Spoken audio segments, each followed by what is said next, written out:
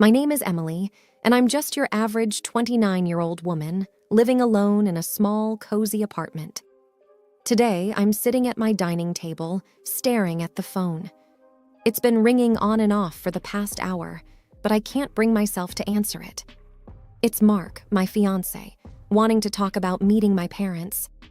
The thought alone makes my stomach turn. Mark's voice comes through the voicemail again. "Hey, Em, just checking in. We really should plan on meeting your folks soon. Call me back, okay?" I let out a sigh and look around my apartment. It's nothing fancy, but it's mine. The walls are lined with bookshelves, and a small balcony overlooks the city. It's my little haven, far away from the memories of my childhood. Growing up wasn't easy. My dad left us when I was 5. I still remember the day he walked out, suitcase in hand, not even a backward glance. Mom changed after that. She became distant, cold, and often angry. And somehow, I always seemed to be the target of her frustration. 2 years after Dad left, Mom remarried. My stepdad, Rick, was actually a decent guy. He tried to make things better, but Mom's attention was all on my little half-sister, Lily. Lily was everything I wasn't, or at least that's how Mom made it seem. She was showered with love and affection, while I was just there. I was snapped out of my thoughts by another call. It was Mark again. I finally picked up. "Hey, Mark," I said, trying to sound cheerful. "Emily, I've been trying to reach you. So, when can we plan to meet your parents?" Mark's voice was full of excitement, oblivious to my hesitation. I'm not sure, Mark. It's complicated," I replied, fiddling with a pen on the table. "What's complicated?" "It's just dinner, Em. I really want to meet the people who raised my incredible fiance." I let out a forced laugh. "You wouldn't say that if you knew my mom. She's a lot to handle." Mark went silent for a moment. "Is everything okay, Em? You know you can tell me anything." I took a deep breath. "It's just that my mom and we don't really have the best relationship. She's always been hard on me. It's nothing like your family."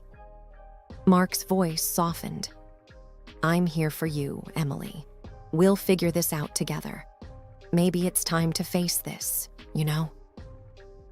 I knew he was right, but the thought of facing my mom, of exposing Mark to her sharp tongue and cold demeanor, terrified me. "Yeah, maybe," I said, not entirely convinced. "Let's talk about it later. I need some time to think." "Okay, Em. I love you. You know that, right?" "I know, Mark. I love you too." Sitting in my apartment, my mind wanders back to those early years after Dad left. They were tough, to say the least. Mom's whole world seemed to crumble, and her heartache turned into anger that was often directed at me. I remember one particularly hard day. I was 7, trying to do my homework at the kitchen table. Mom was pacing around, her face tight with worry and frustration. "Emily, can't you see I'm busy? Stop making that racket with your pencil," she snapped suddenly. I looked up, startled. "Sorry, Mom," I mumbled, trying to be quieter. It wasn't long after that when Mom met Rick. He was different, kind, and gentle. But Mom changed when she was with him. She seemed happier, but that happiness never really reached me. When Lily was born, it was like I became invisible. One evening, I overheard Mom talking to Rick in the living room. I wasn't meant to hear, but I did. "She's just so difficult, Rick. Nothing like Lily. I don't know what to do with her." Mom's voice was full of frustration. I felt my heart sink. Even then, I knew she was talking about me. Rick tried to reason with her. "She's just a kid, Helen. She needs your love, not your disappointment." But Mom wouldn't listen. "She reminds me too much of him," she said bitterly. That night, I cried myself to sleep. It was clear I wasn't the daughter she wanted. As I got older, the gap between us only widened. When I was around 10, I remember trying to show Mom a drawing I'd done in school. "Look, Mom, I got an A on this," I said, holding up my artwork. She barely glanced at it. "That's nice, dear. Go show Rick. I'm busy."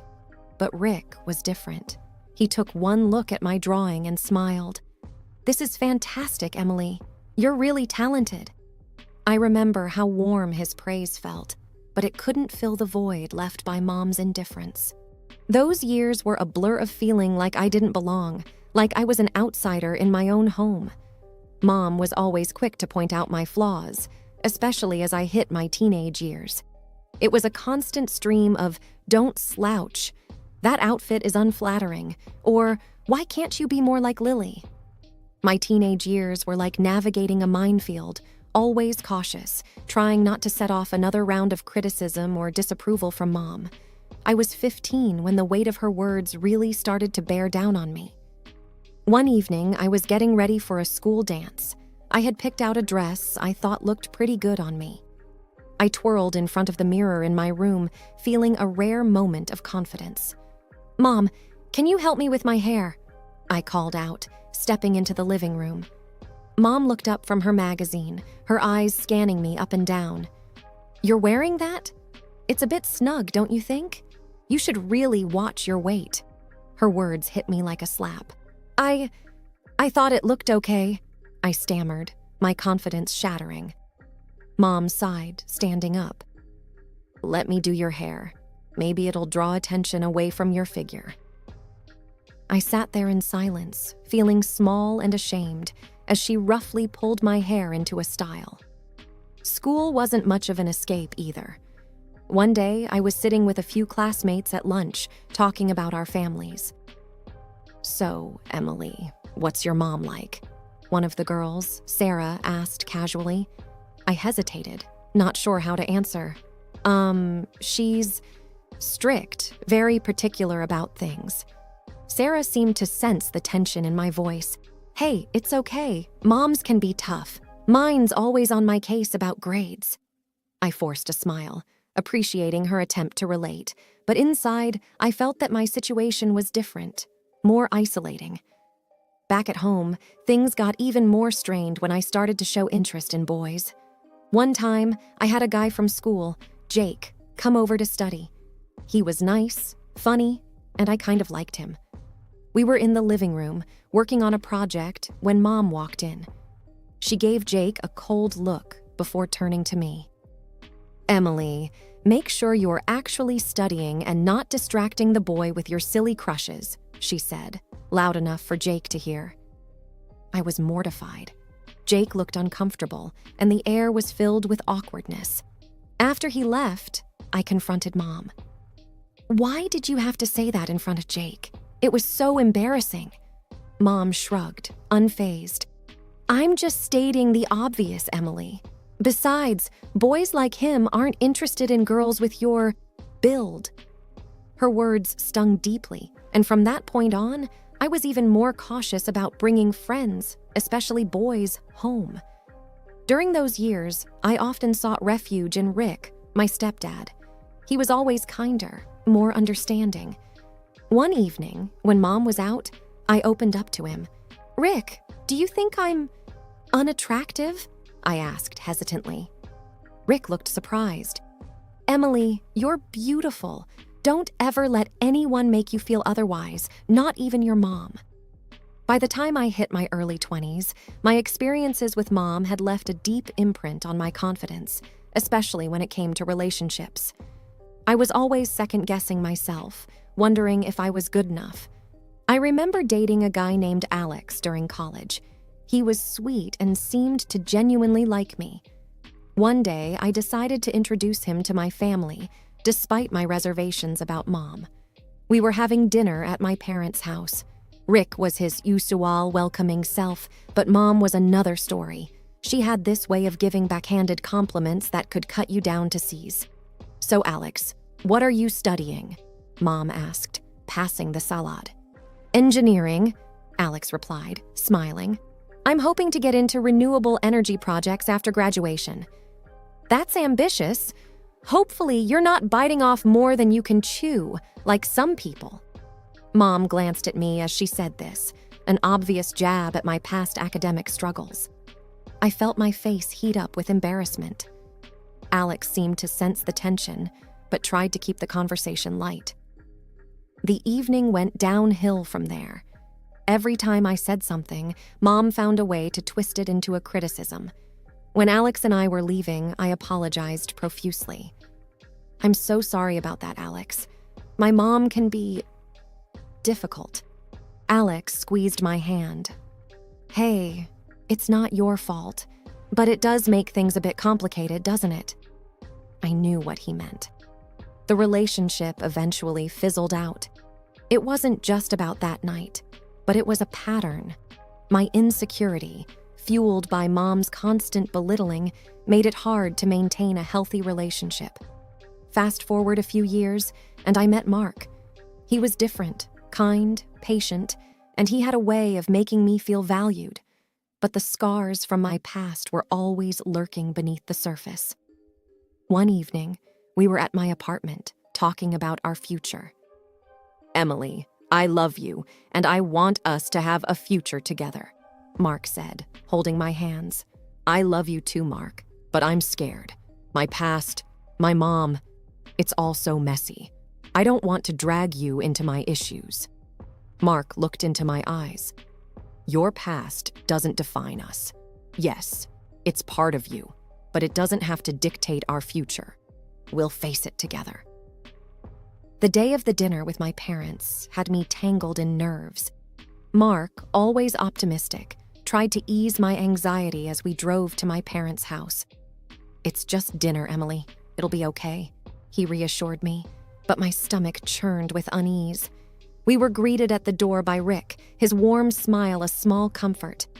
"Emily, Mark, welcome. Come on in," he said cheerfully. Mom was in the kitchen, and as I saw her, I felt a familiar tension grip me. She managed a polite smile for Mark, but her eyes were distant. "Dinner's nearly ready. Why don't you both sit down?" she said, gesturing towards the dining table. The atmosphere was strained as we all sat down. Rick tried to lighten the mood, engaging Mark in conversation. "So, Mark, what do you do for a living?" Mark, unaware of the undercurrents, answered cheerfully. "I actually own a company. We specialize in environmental consulting." I saw a flicker of something in Mom's eyes at his response. Was it interest? Or maybe even greed? It was hard to tell. "That sounds impressive," Mom said, her tone suddenly more amicable. "A company owner, no less. You must be doing quite well for yourself." Her words had an edge, and I felt a familiar pang of discomfort. The rest of the dinner progressed tensely, with Mom alternating between subtly belittling me and praising my younger sister Lily, who wasn't even present. Every now and then, she would direct the conversation back to Mark, asking about his business and future plans. Each time, I saw that same glint in her eyes, like she was assessing his worth, not just as a person, but for what he could offer. As we left that evening, I felt a mix of relief and frustration. The ride home was quiet until Mark broke the silence. "Your mom seems interested in my business. A bit too interested, maybe?" I sighed, feeling drained. "Yeah, she has a way of evaluating people." "I'm sorry, Mark. This is just how it's always been." Mark squeezed my hand, his support unwavering. "We're in this together, Emily. Remember that." The next morning, after the dinner, I was still reeling from Mom's comments when Mark's phone rang. It was an unknown number. I watched as his expression changed from curiosity to shock. "Hang on.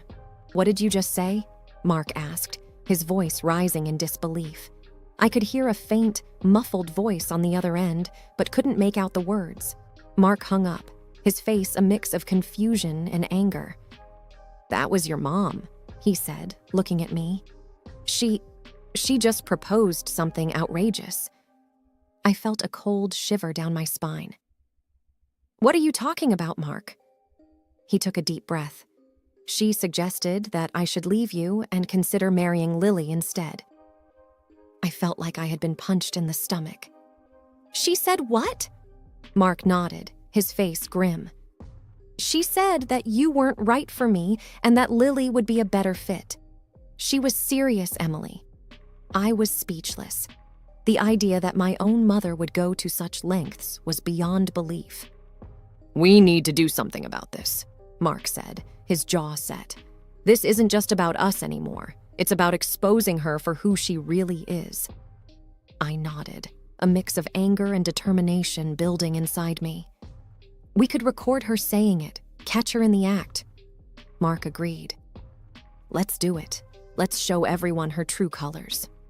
The plan was set.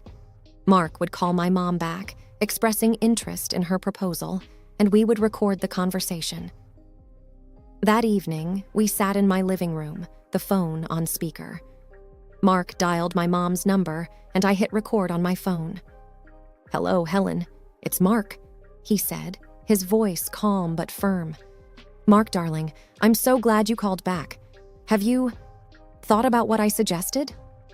Mom's voice was sickly sweet. Mark played along. "Yes, I have. It's an interesting idea. But I need to know, why do you think Emily isn't right for me?" There was a pause, then Mom replied, "Oh, Mark, you're such a catch. You deserve someone better, someone like Lily.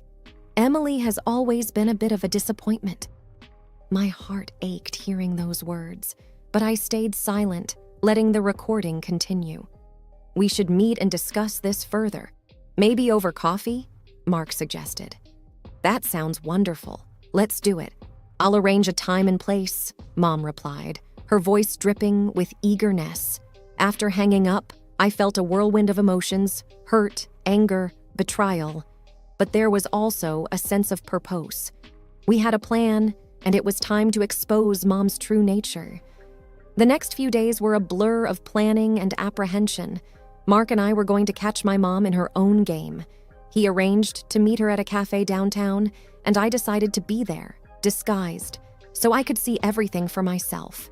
On the day of their meeting, I wore a wig and oversized sunglasses, looking like someone completely different. I sat at a table with a clear view of them, my heart pounding in my chest. Mark arrived first, taking a seat at a table near the window. A few minutes later, Mom showed up, looking around before spotting Mark and walking over with a confident smile. "Mark, so good to see you," she said, sitting down. "Thanks for meeting me, Helen," Mark replied. "So, about your proposal..." Mom leaned in, her voice low. "I think it's for the best, Mark. Emily is not suitable for you. Lily, on the other hand, is perfect. She's everything Emily isn't." I felt a lump in my throat, listening to her words. Mark glanced in my direction, giving a subtle nod to indicate the recorder was on. "But why are you so against Emily?"